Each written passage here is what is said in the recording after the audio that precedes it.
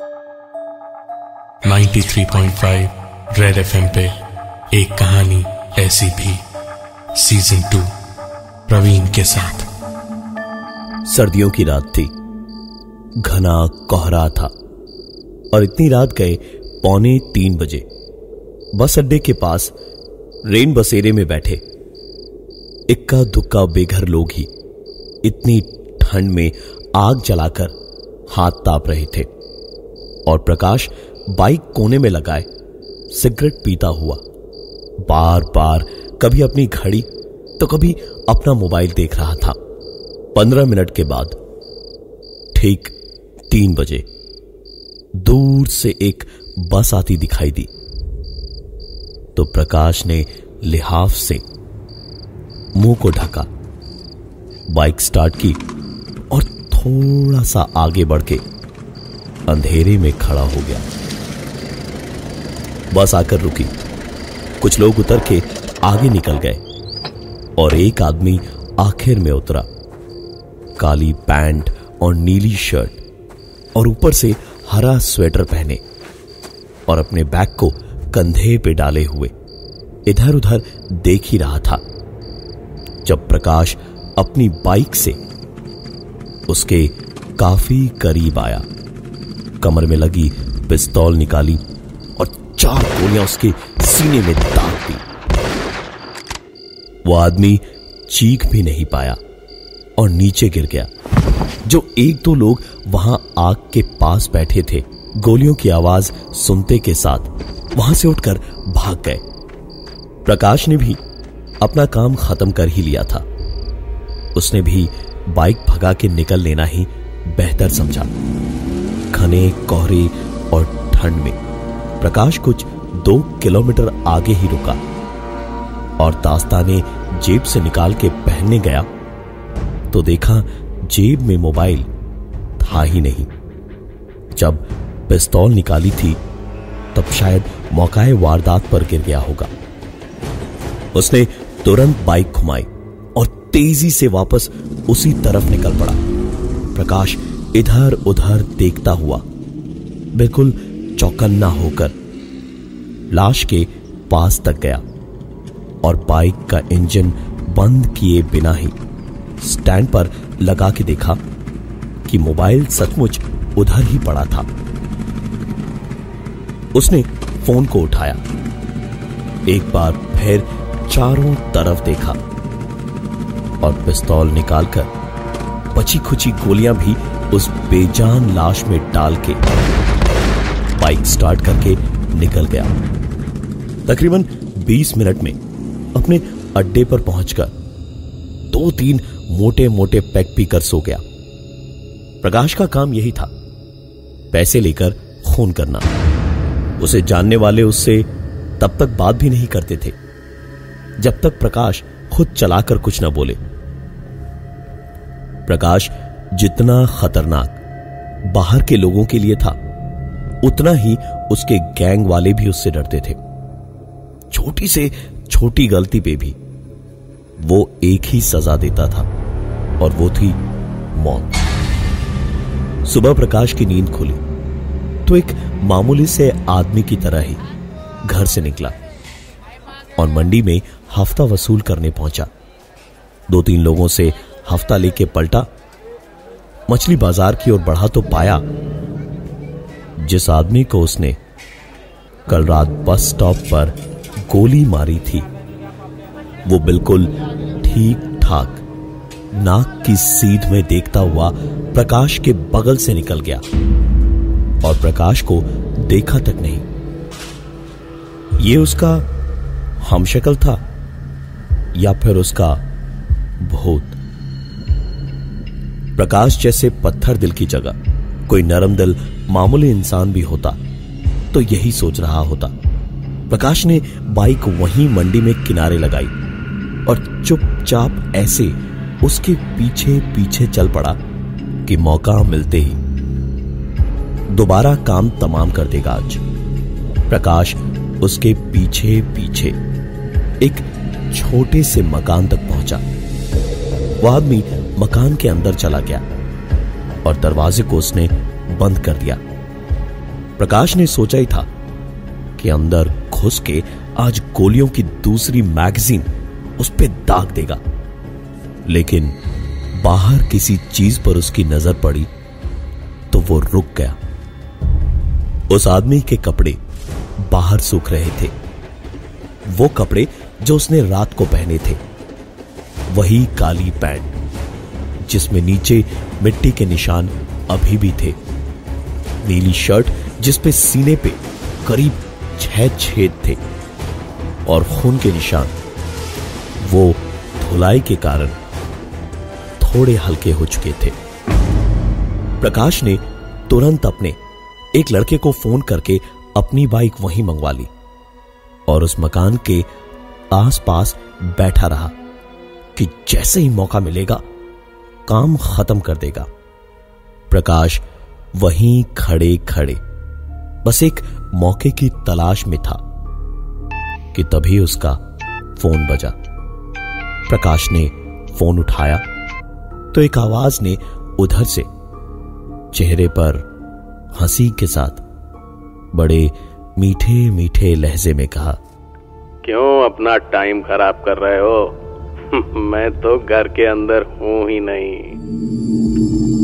प्रकाश कुछ कहे उससे पहले ही फोन कट गया। प्रकाश ने तुरंत पलटकर फोन लगाया।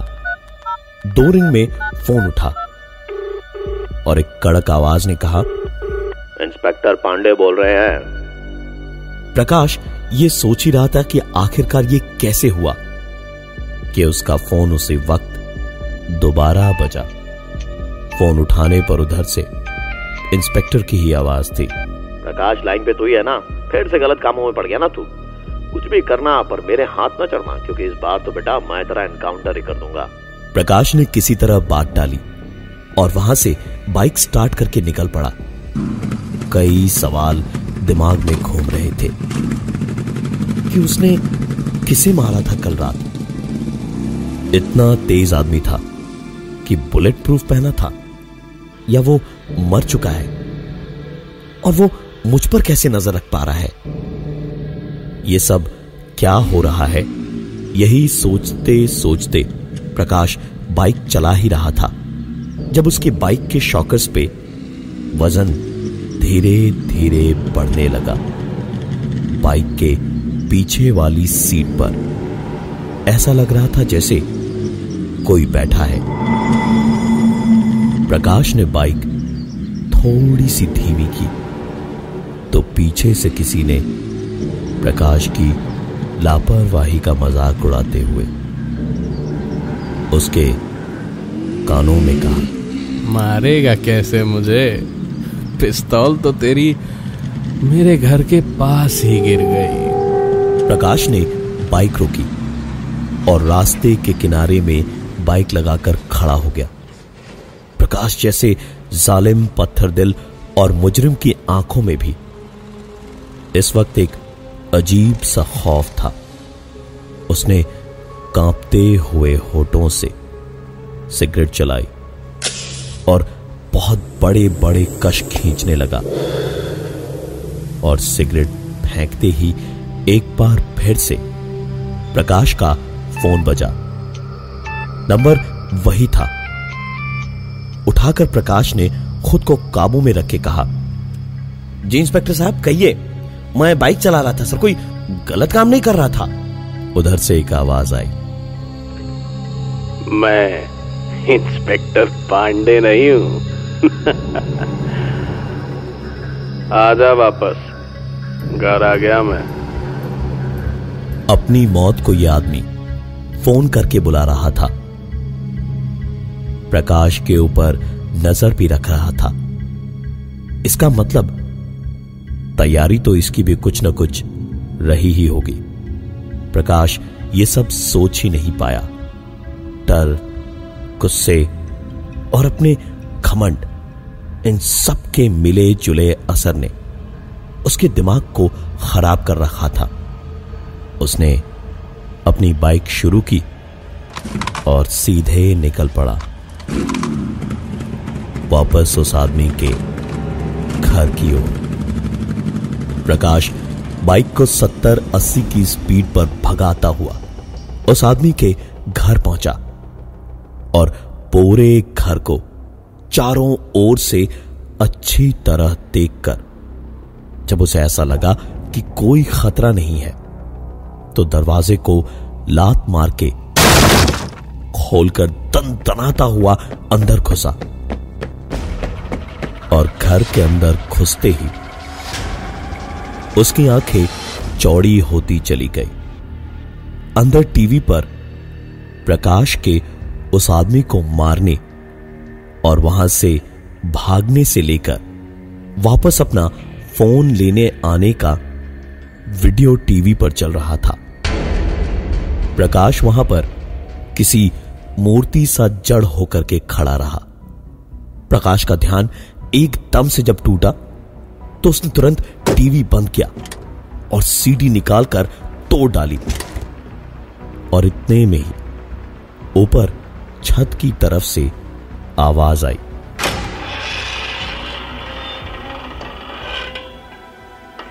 प्रकाश दबे पांव सीढ़ियों तक गया तो देखा छत का दरवाजा खुला हुआ था। गन का लॉक खोलकर बिल्कुल तैयार प्रकाश धीमे धीमे एक एक सीढ़ी चढ़ता हुआ छत तक पहुंचा और पूरी खुली छत पर जब उसे कोई नहीं दिखा तो छत का दरवाजा बंद करके प्रकाश नीचे आया और नीचे आते ही उसकी सांस एक बार फिर उसके हलक में अटक गई थी। टीवी पर फिर से वही वीडियो चल रहा था। प्रकाश ने गुस्से में टीवी पर 2 गोलियां चलाई और डीवीडी प्लेयर उठाकर पटक दिया और उसके बाद जोर जोर से चिल्लाने लगा, अबे कौन है तू? हाँ? अरे लड़कियों की तरह कहां छुपा बैठा है? एक बार सामने तो आ, 5 मैगजीन डाल देंगे तुम्हारी छाती में। छोड़ेंगे नहीं, आज छोड़ेंगे नहीं।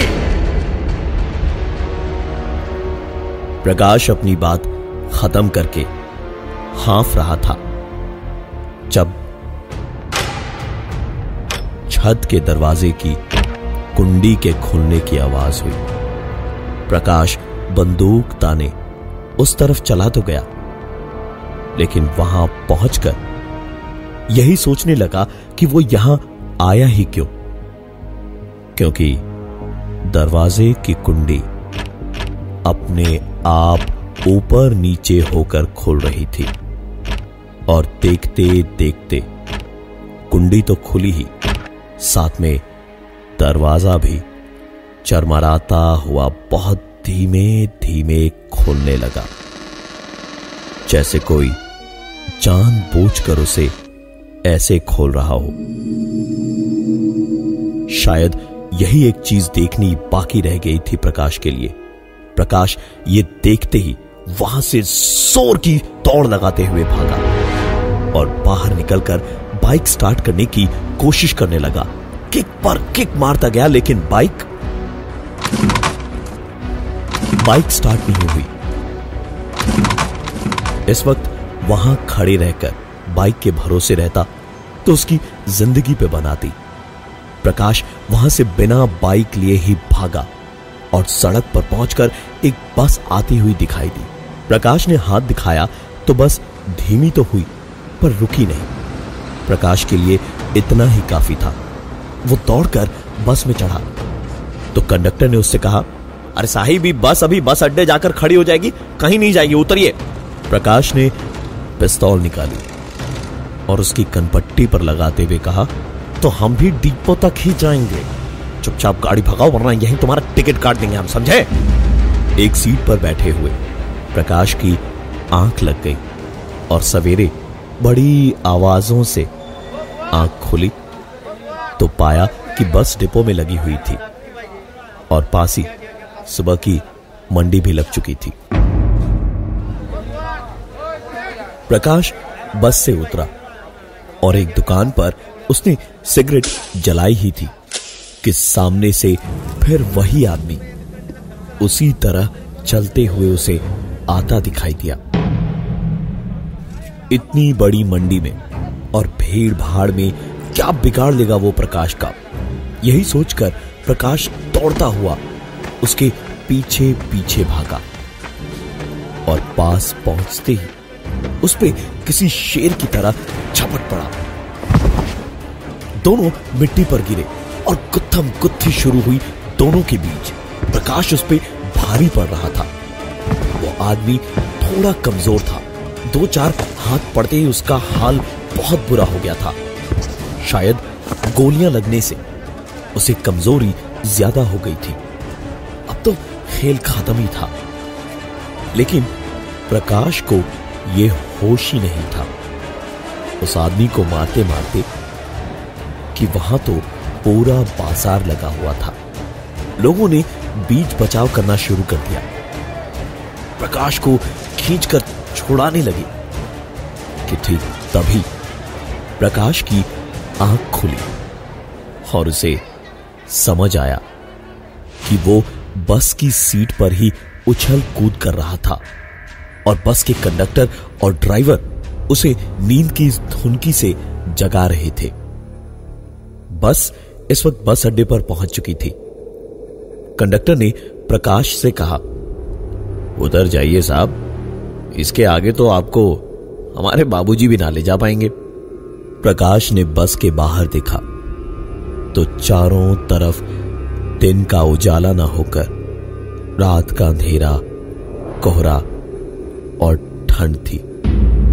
प्रकाश ने सिगरेट जलाई और चुपचाप बस से उतरकर एक कोने में खड़ा हो गया। जब उसका फोन बजा, उठाया तो उधर से आवाज आई, 3:04 पे कल तूने मुझे मारा, आज मैं तुझे मारूंगा। बात खत्म होते ही फोन कट गया और प्रकाश ने अपना मोबाइल देखा। 3 बजे थे। उसके बाद अपनी घड़ी देखी, उसमें भी 3 ही बजे थे। प्रकाश को काटो तो खून नहीं। इस ठंड और कोहरे में भी उसके माथे ही नहीं, डर के मारे पूरे बदन पे पसीना ऐसे आ रहा था जैसे जुलाई का महीना हो। प्रकाश ने वहां से भागना शुरू किया। प्रकाश के भागने के साथ ही एक आवाज और उसके पीछे पीछे आने लगी। प्रकाश ने पीछे देखा तो कोहरा तो हल्का ही था और दूर दूर तक कोई दिखाई भी नहीं दे रहा था। प्रकाश भागता जा रहा था और वो आवाज करीब आती जा रही थी और थोड़ी देर में ही वो आवाज बिल्कुल इतने करीब आ गई थी जैसे कोई बिल्कुल साथ साथ बाइक पर चल रहा हो। प्रकाश जैसे पत्थर दिल जाबाज की आंखों में भी इस वक्त आंसू थे। उसके कदम रुके और बाइक भी अपने आप रुकी। प्रकाश ने घड़ी देखी, 3:04 हो रहे थे। नजर घुमाकर देखा तो ये वही जगह थी जहां कल उसने किसी को मारा था और आज उसकी बारी थी।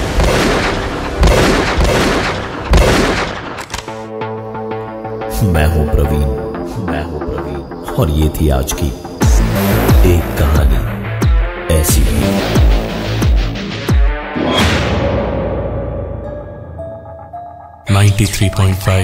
रेड FM पे एक कहानी ऐसी भी, सीजन 2 प्रवीण के साथ।